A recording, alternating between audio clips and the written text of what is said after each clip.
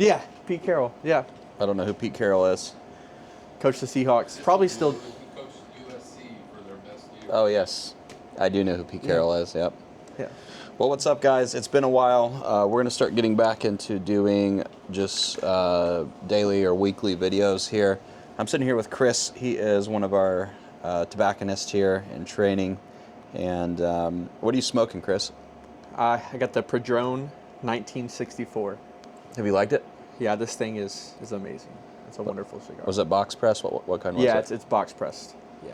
So I am smoking the Faithful Feral Pig from Drew Estates. Mine and Ian's review on this would probably be that this is a butter bomb. It's like the butter that's on steak. Or the fat that's on steak that's been like drizzled in butter. Feral Pig is probably my number one Maduro right now. Yeah. That'll change because as you smoke cigars, that changes. What are some of the things that you've learned? You're new to the cigar industry. What are some of the things that you've learned? Well, I've definitely learned that as I tried our cigars, I've found some really good ones. And not to say that the other cigars that I've tried are better, but you never know what the best cigar you have is going to be or your favorite cigar. Also, smoking the same cigar several times, you might pick up on different notes as your palate kind of, matures. Yeah. You pick up on things that you like about a cigar after your 5th time smoking it. Yeah. And so I like that about the cigar industry is it's a growing knowledge. You could smoke cigars for 30 years and find things new through new cigars and also do the same cigars that you've smoked in the past. Yeah. So excluding the Savoy, we're going to remove the Savoy off the table. Yeah. What is your favorite 1689 cigar?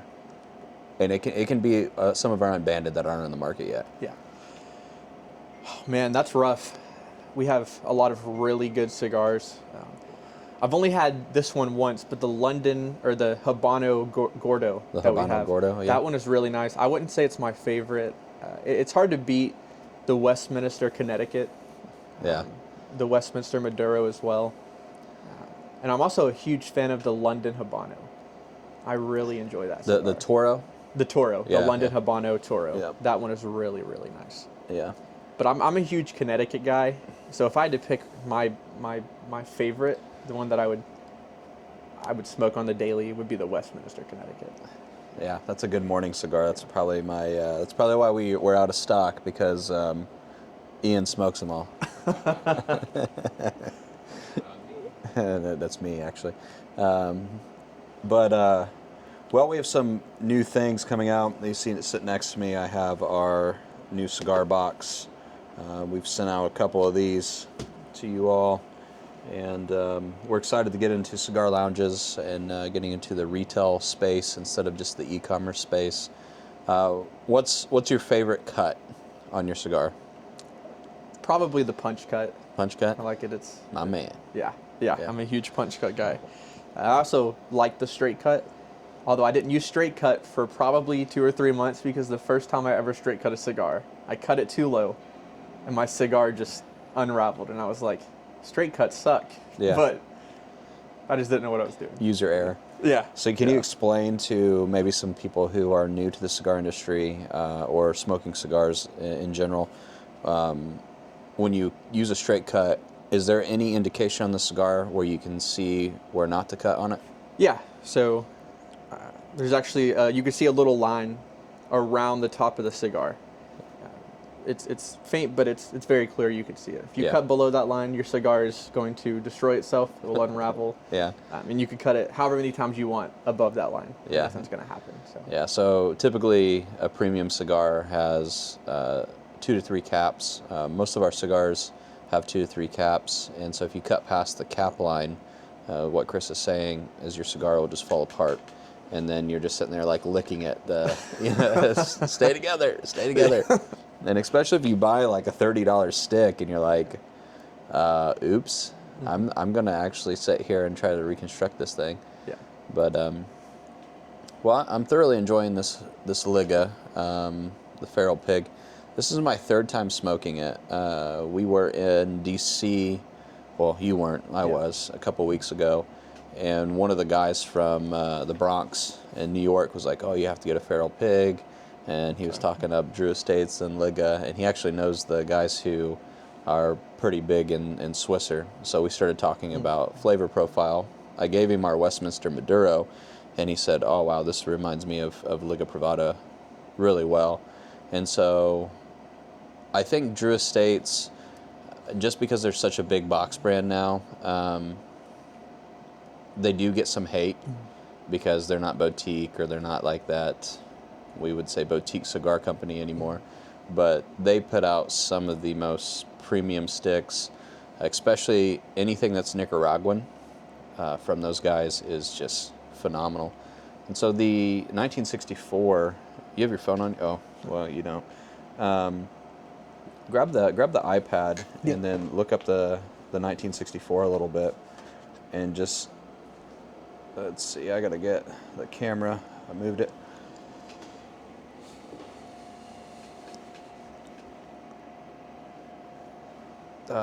Get some of the flavor profiles. Well, before you look it up, Okay. tell me what you think it tastes like. Well, it definitely seems like full-bodied. The flavors definitely, they're very strong. Yeah. They hit you really nice. Can you explain to us what full-bodied is? Is it just more of like the nicotine punch, or like full-bodied would be more like full strength would be the nicotine punch, then full-bodied would be more like the taste profile? Yeah, like, so the strength, obviously, is how much, nicotine is going to hit you.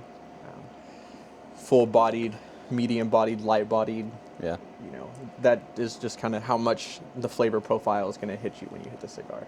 Yeah. A light-bodied cigar, you're not going to get the notes as well Yeah. as a full-bodied cigar. Full-bodied, you're going to be able to tell the notes pretty well because the flavor is going to hit you as you smoke the cigar. yeah.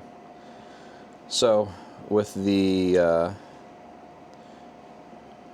1964, what are some of the flavors that you're finding in that cigar? Well, first of all, it's very smooth. I think it has maybe it's not peppery, it's not spicy. Yeah. I think it might have a subtle sweetness to it. Yeah. I would agree with that. That's a good assessment. It gets sweeter as you smoke it. It does. Yeah. It does. Yeah.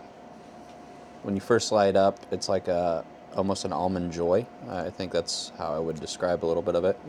Yeah. You can taste that almond flavor.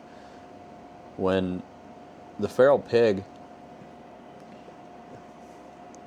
Ian and I, we use this term, it's just fatty. And then when you retrohale, which I don't advise a lot of people to do because you'll burn your nostrils out, you get like some almond on the back end too. But this is just like, would you describe this as like a steak cigar? Like a buttery steak? Yeah. If cigars were steaks, this would be a filet mignon. Yeah. Filet mignon is what Ian just said. So this is like a buttery steak. Let's see what the flavor profile says there. Let's see.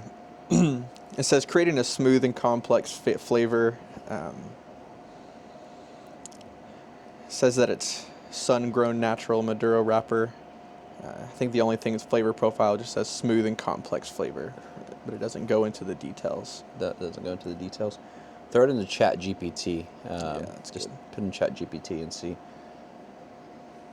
Don't believe everything on Chat GPT though, guys. Don't become AI stupid. Is that right, Ian?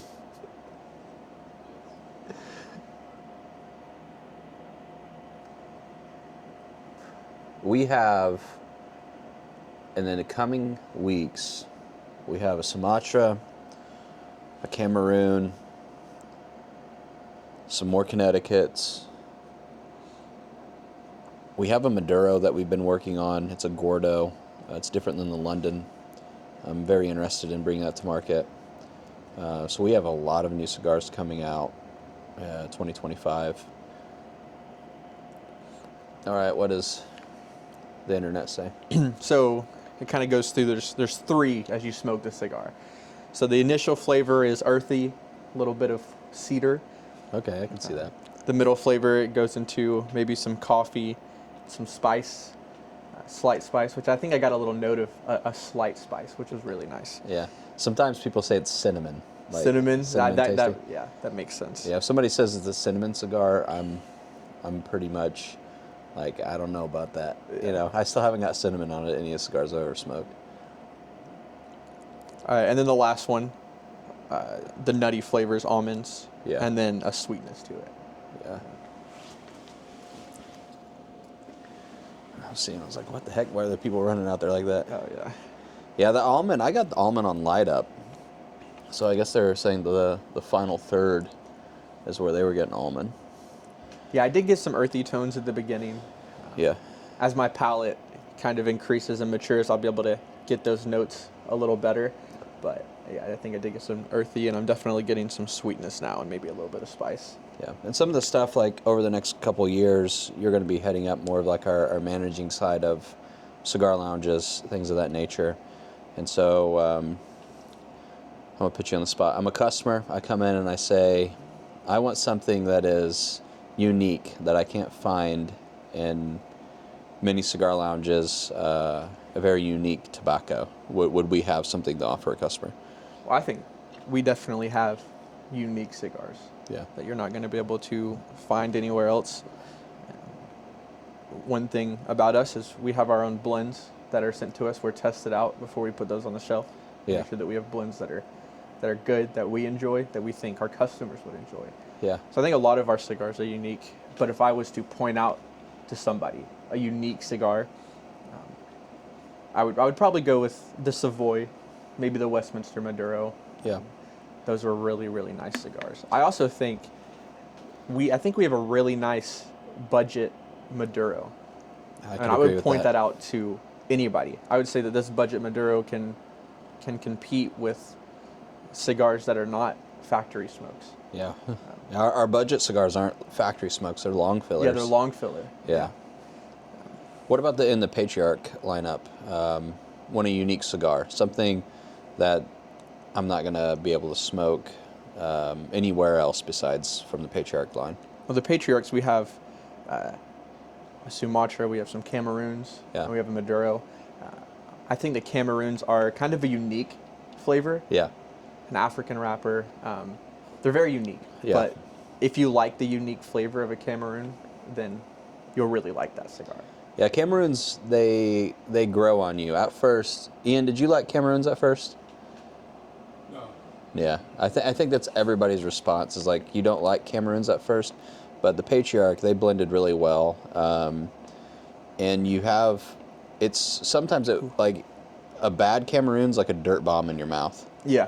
Like that's what it is, but a good Cameroon has complex flavor profile, and it's an odd smoke. And honestly, the Patriarch Cameroon, the box press, it brings me back time and time again. If I'm going to get a Cameroon, that's what I'm going to get. Yeah, I agree. I mean, I'm a huge fan of box press cigars, but I think the Cameroon box press is probably the go-to. Yeah. Throw in ChatGPT and see what it says about the feral pig. Okay. See if it says it's a fatty steak. I mean, it might be a mistake for us. Might be a swing and a miss.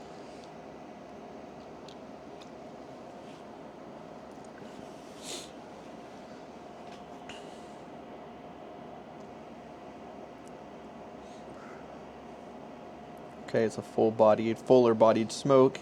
You get some pepper, spice, earthy, sweetness, cedar, and then rich and creamy smoke as well. I guess the rich and creamy is what we would call the fat and buttery. That's what I think. Yeah, I think Yeah. that goes with the buttery. Anything buttery is going to be creamy. It's going to be rich, really smooth. Yeah. I don't get pepper in this. Did you get pepper in yours? I haven't got pepper in it at all. I'll light up a little bit, maybe. But I think that's every Maduro. Yeah. Yeah, You know? I think so. I don't find the super pepper. I do see the sweet notes. I could agree with that. But just the fatty creaminess of the cigar it's a wonderful blend. Right now, I think I said this at the beginning, This is my favorite cigar on the Maduro market. There's probably a better one out there. I'll find it at some point. But I haven't have you had any in the Placencias? No. I've heard good reviews on them, but every time I go to a cigar lounge, the tobacconist always tells me Liga's better. Yeah. They do, every time. So, and I trust our tobacconists here in town. They're pretty phenomenal. Yeah. Yeah, this Maduro, I think, is one of the better ones that I've smoked. Yeah. This is really nice. I mean, Yeah. Sun-grown, you can't go wrong. It's super strong. I actually had one that was from Cuba. And it was when I was down in Tampa about a year ago, kind of filling out and finalizing our blends. And I'm sitting on the beach with Amy, and I had not eaten that day, and I was probably smoked 50 cigars while I was down there, and that thing hit me like a ton of bricks. I was like, what is this? So that is a strong cigar. yeah. I'm definitely no stranger to the cigar blues. And so anytime I smoke anything stronger than a Connecticut, I make sure I've eaten, and Yeah. I'm good to go. Yeah. Can you explain to the audience that may not know what the cigar blues is? Yeah, I mean, so cigar tobacco, it's pretty strong. That's why you don't want to inhale it. Yeah. It's a stronger tobacco if you smoke a cigar, especially if you're new. But like you said, even if you're not new to cigars, They get you. they will get you if you're not on a full stomach. Yeah. If you're not hydrated, it will knock you on your butt. And Yeah. you will feel like you're drunk with an awful headache. Yeah. So, it can definitely change the experience for a cigar. It can make it not as enjoyable. So Yeah. you definitely want to make sure that you've eaten and you're good to go.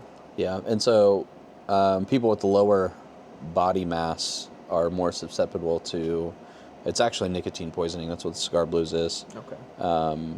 There's a cure for it. You get a spoonful of sugar, and you just put it in the roof of your mouth, and it typically calms it down. But you typically don't have a spoonful of sugar. I haven't texted yet. Ask for consent. Oh, did you text me that earlier? No. Okay. Are you all on something? We are, but it's in the cigar lounge, so when people come in, we talk anyways.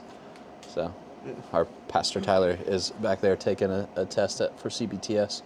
So, but yeah, some things that are coming up here in the cigar lounge. We do have weekly Bible studies here at 6. Glendon is heading that up because we have small group for our church at 6. If you guys want to join, you can. More than welcome to. You know, come in, hang out. You get a free cigar, and you get to be around maybe some believers, maybe some unbelievers that are seeking. And so, I don't know. We don't have anything really cool besides different blends coming out lately, unless you can think of something. Well, just like along with the Bible studies, I'm not sure when, but soon in the future we'll be starting the PTSD group. Oh, yeah. Talking with military folks who, struggle with that kind of stuff. Yeah. They come in, you get a free cigar on the house, and Mm-hmm. you could just talk with other guys who are experiencing the same stuff. Yeah. And just Were you have in the a good time. military? I was in the military. Yeah. A few years. I'm fortunate I never went overseas, but I worked in mental health actually, and I worked with plenty of guys who have been there in that situation. And I think they need a good community. Yeah. And a place like a lounge where you can, you're not afraid to talk. That's one thing I love about the cigar community. Yeah. Men can come in and have serious, tough conversations while smoking a cigar. Yeah. And it's just a wonderful community. Yeah. Yeah, and it's like Saturday evening, there's probably 10 of us in here, and we were all shooting the breeze, and, some of those conversations just naturally come up. And you're committed to, like, when you buy a cigar and you sit in a lounge, you're committed to an hour, and typically people aren't on their phones, and it's actually communal. There's conversation happening. So cigar lounges are amazing for that. Some of the biggest outreach that I think I had over the last couple of years has been through cigar lounges, but it's probably because it's the industry that I'm in. Probably one of the coolest things that's happened to me was in DC, sitting around the table with some Jordanian Christians, and I think they were Christian in name only, probably don't understand the gospel, but they were from Jordan, and they sat there and allowed me to share the gospel with them for like 30 minutes. And it's like, you get to run into tons of people, build relationships, and typically, if you want to build business, you need strong men around you, and typically weak men don't hang out in cigar lounges. Yeah, I think that's talking about the gospel and cigar lounges. I think that's a great, platform to do so. Just having that conversation. I think for us, we have a great segue just talking about our Christian company. Yeah. And, we put on the bottom of our boxes, Christ is King. Yeah. And I think that embodies our company's values. And then in the middle of it, when you get to your last cigar, it says, Ashwell, my friend. Yeah, speaking of Christ is King, I'm going to grab one. We have some Christ is King cigars. You were just talking about the box press for that gentleman. I think he bought a few while he was in here. I always point out this cigar. Tiptoe through the tulips. No Christ but King, box press Habano. No king but Christ. No King but Christ. Yeah. You can walk up to the camera there and show it. It's a wonderful cigar. It's got a really simple but nice wrapper. Yeah. And This one you get a very nice smoke. It's only $7.99 as well, so you get a great price for it. Yeah. It is a premium cigar that we probably could sell for $16, $17 a pop, but we wanted to keep them down to almost that cost. Obviously, we have to make some money. But it's a good segue if you're in a cigar lounge and you're smoking that and your band's on there. You're letting your banner shine. Yeah. But, well, guys, thanks for tuning in. We will be back at you with some beginner tips. We're going to start doing that with Chris. He'll start showing you straight cuts, V cuts, punch cuts, explaining the difference in cigar wrappers and leaves, and you'll see more of us here. Yeah. So, yep. Well, thanks for joining us, guys. See you next time.